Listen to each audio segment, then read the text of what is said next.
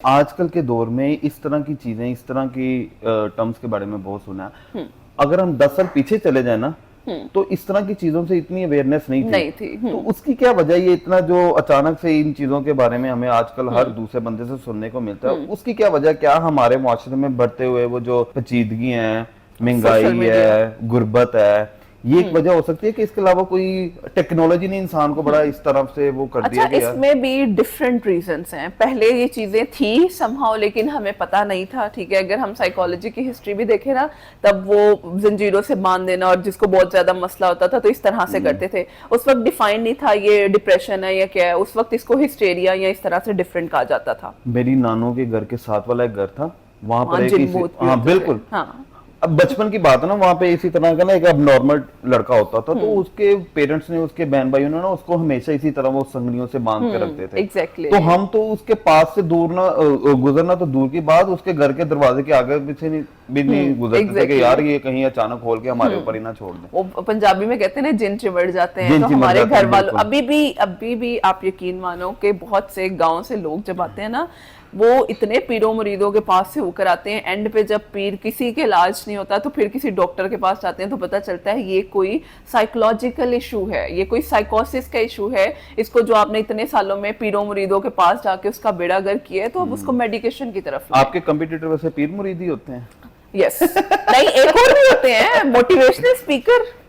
Motivational speaker बहुत ज्यादा हैं भाई। अच्छा। लेकिन वो भी मैं किसी को बुरा नहीं कहूंगी, लेकिन आप देखें कि वो एक टेम्परेरी मोटिवेशन है। देखें, एक दिन कमरे में एक में बैठ के मैंने आपको बड़ी मोटिवेशन दीजिए, आपके अंदर इतना स्पार्क आ गया, आज के बाद मैंने दुनिया फतह कर लेनी है। कमरे से बाहर निकलते ही आपकी वो दुनिया फतह करने वाली मोटिवेशन कहाँ गई?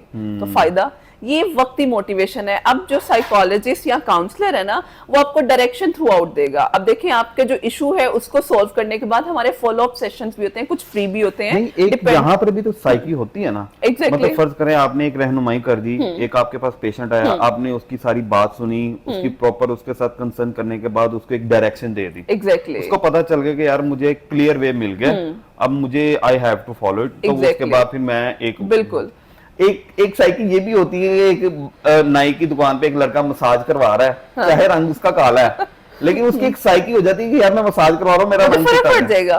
वही ना, देखिए वही बात है कि अगर हम साइकोलॉजिस्ट के पास भी आ रहे हैं, आप बेशक वो चूसने वाली मीठी गोली देते हैं, मुझे उससे फर्क पड़ेगा, आपके पूरे सेशन से उससे फर्क नहीं पड़ेगा, क्योंकि उसके दिमाग में ये दवाई के बगैर मुझे फर्क पड़ ही नहीं सकता। लास्ट जो एक फिल्म, लास्ट नहीं अब तो वो काफी पुरानी हो गई है, विदु विनोद चोपड़ा संजू मूवी है इंडिया की, उसमें जो संजय दत्त की बायोग्राफी में दिखाया, स्टार्टिंग में उसको वो एक पाउडर सा ही देता था बेसिकली, ठीक है, खुद वो एक पाउडर सा यूज करता था, और संजय दत्त को ओरिजिनल वो देता था नशा, खुद वो एक आम सा पाउडर एक्ट कर रहा था। और एक्ट कर रहा था। हमें यहाँ पे कुछ क्लाइंट के साथ फिर हम प्लेसेबो इफेक्ट करते हैं, वो एक that is a different term और डिफरेंट इफेक्ट, जिसमें उन लोगों को लगता है कि हमें वाकई ही मेडिकेशन या वो ट्रीटमेंट दिया जा रहा है। लेकिन आप अगर किसी को देखें, बातों से अगर आप किसी को मना लें या किसी की वो मेंटली जो डिस्टर्बेंस वाली चीजें उनको क्लियर कर दें, इससे बढ़ के क्या बात हो सकती है? आपकी दवाई और आपकी वो चीजें बच रही हैं। क्योंकि देखिए, मैं मेडिसिन को बुरा नहीं कहती, लेकिन हर एक चीज की